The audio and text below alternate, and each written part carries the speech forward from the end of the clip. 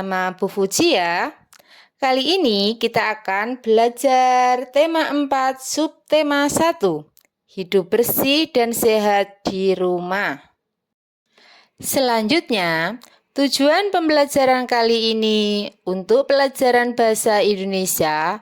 Yang pertama, melalui kegiatan diskusi kelompok, siswa mampu menyebutkan kosakata yang berhubungan dengan lingkungan rumah tidak sehat dengan lafal dan intonasi yang tepat.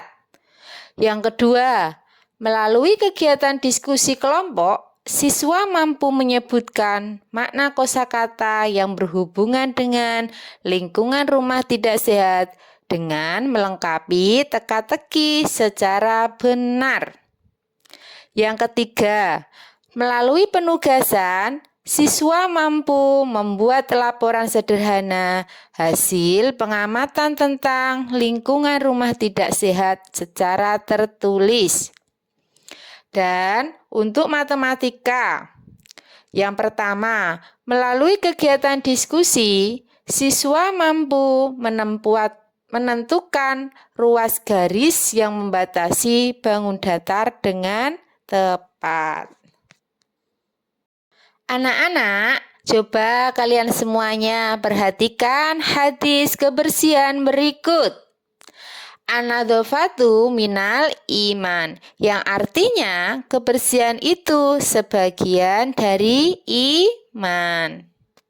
Sekarang coba amati gambar berikut. Di sini ada 2 gambar. Gambar yang pertama menunjukkan rumah yang tidak sehat. Banyak sampah berserakan, tidak rapi, bau, dan menjadi sarang penyakit. Sedangkan gambar yang kedua menunjukkan rumah yang bersih, tidak ada sampah berserakan. Ketika kalian berada di tempat yang bersih, bagaimana perasaan kalian? Senang bukan? Menemukan kosakata. Apa itu kosakata? Kosakata dapat diartikan sebagai daftar kata-kata.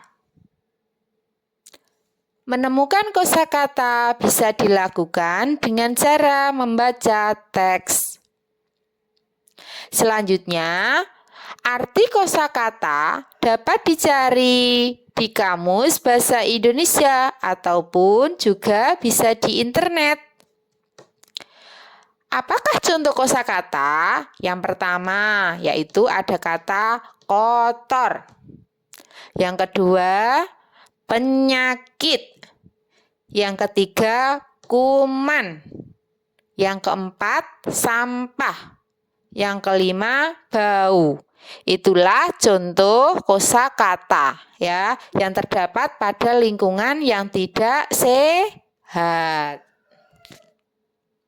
Anak-anak, coba kalian semuanya amati gambar berikut. Di sini ada seorang anak laki-laki yang bernama Ali. Dan gambar yang kedua, ada seorang anak perempuan yang bernama Zahra. Ali bertanya kepada Zahra, "Zahra, bagaimanakah lingkungan rumah yang tidak sehat?" Kemudian Zahra menjawabnya, "Banyak sampah, banyak hewan kotor, tidak ada tumbuhan, airnya kotor, tidak ada jendela dan ventilasi." Kemudian Ali bertanya kembali, "Apa yang terjadi jika lingkungan rumah kita tidak sehat?" Zahra menjawab, "Ali, lingkungan rumah yang tidak sehat akan menjadi bau dan menjadi sarang kuman penyebab penyakit. Kita juga tidak nyaman." Kemudian Ali dan Zahra berjalan beriringan. Ali bertanya kembali, "Lalu bagaimana caranya agar lingkungan rumah tetap sehat dan bersih?" Kemudian Zahra menjawab, "Caranya, bersihkan rumah setiap hari, buang sampah pada tempatnya, dan gerakan penghijauan. Ali berkata, "Ternyata mudah ya Zahra." Kemudian Zahra menjawab, "Iya Ali, karena itu kita harus menjaga kebersihan rumah, karena kebersihan pangkal kesehatan." Ali berkata, "Oke Zahra." Sekarang anak-anak, coba kalian perhatikan pertanyaan berikut. Yang pertama, apa yang kalian lakukan jika melihat sampah berserakan? Kemudian yang kedua, apa saja kosakata yang kalian temukan berdasarkan percakapan di atas? Yang ketiga, isilah teka-teki silang berikut dengan benar. Ya, ada caranya ya untuk menjawab teka-teki tersebut. Ya, mendatar untuk pertanyaan yang pertama. Barang yang dibuang karena tidak dipakai lagi. Untuk pertanyaan yang kedua, menurun, yaitu berkaitan dengan kesehatan terganggu. Pertanyaan yang ketiga, untuk mendatar, binatang yang amat kecil penyebab penyakit. Pertanyaan keempat, menurun, sesuatu yang kurang sedap ditangkap indera penciuman.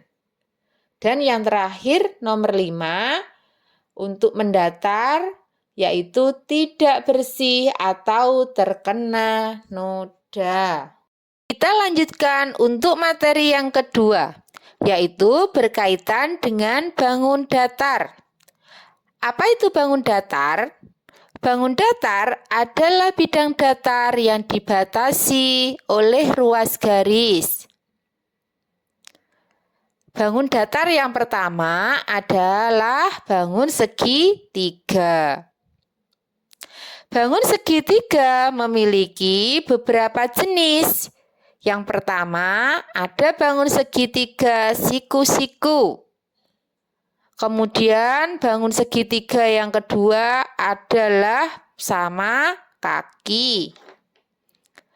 Bangun segitiga yang ketiga adalah bangun segitiga sama sisi. Bangun segitiga memiliki 3 ruas garis. Sedangkan kalian perhatikan gambar yang terakhir itu adalah bangun lingkaran. Bangun lingkaran hanya memiliki 1 ruas garis. Bangun datar selanjutnya adalah bangun segi 4. Bangun segi 4 sendiri ada beberapa macam.